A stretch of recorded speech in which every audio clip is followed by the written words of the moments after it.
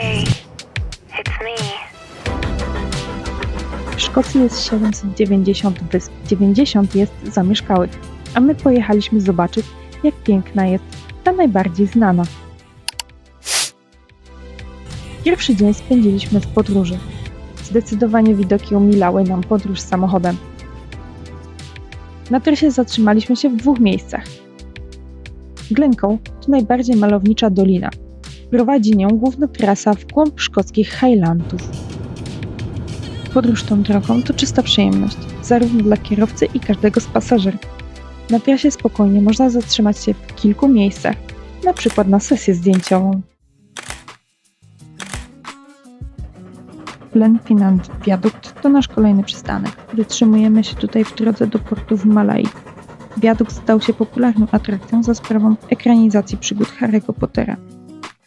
A sama okolica wygląda zjawiskowo. Udaje nam się złapać miejsce na ostatnim w tym dniu promie, który wypływa z portu w Malaik. Kolejne miejsce, gdzie można dostać się na wyspę, oddalone jest o 2 godziny drogi stąd.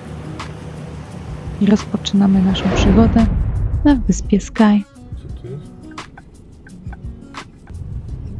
Pierwszego dnia na wyspie, z samego rana, ruszamy do pierwszej atrakcji. Są nią wodospady Fairy Pools. Zburzony strumień tworzy tutaj kaskady wodne.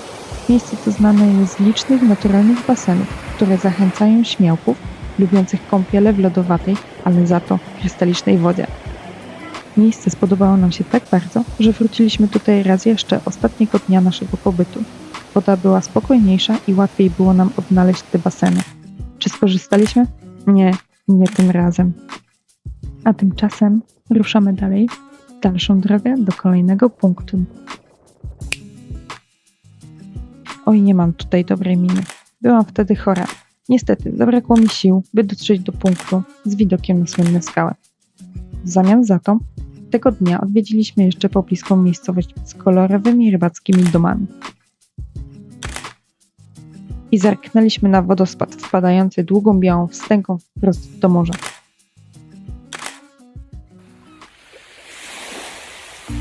Do parkingu na koralową plażę dojeżdżamy wąską dróżką. Plaża już z daleka robi wrażenie, a raczej same jej kolory. Śnieżno-białe wybrzeże w połączeniu z turkusowym odcieniem wody jest niczym Fata Morgana w tej szerokości geograficznej. Tylko przypomnę, jesteśmy na dalekiej i lodowatej północy. Na plaży nie znajdziemy drobniutkiego piasku, lecz drobno zmielone fragmenty muszli.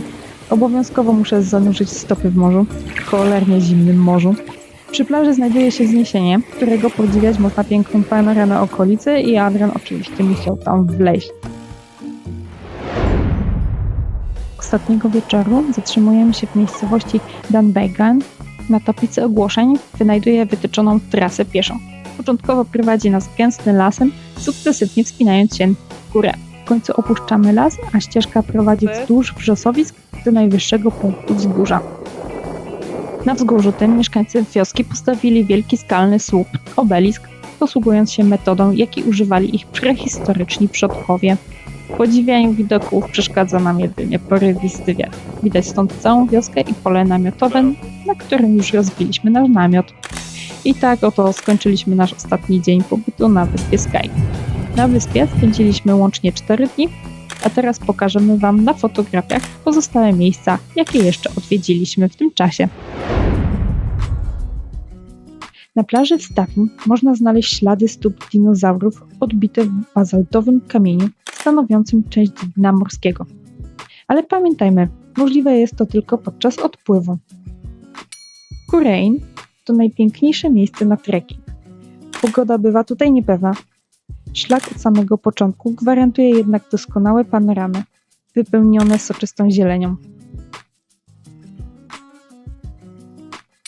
Mist Point, parking wzdłuż drogi dojazdowej, zasługuje na miano najbardziej malowniczego parkingu. Z samochodu nie trzeba wcale wychodzić, by podziwiać piękne klify, ale warto. Warto jednak tutaj zajrzeć na punkt widokowy, jak i do samej latarni morskiej. Latarnia wygląda na opuszczone miejsce, a obok niej znajduje się olbrzymia tuba oraz dawny punkt rozładunkowy. Dzięki za oglądanie i do zobaczenia gdzieś na szlaku albo w następnym odcinku.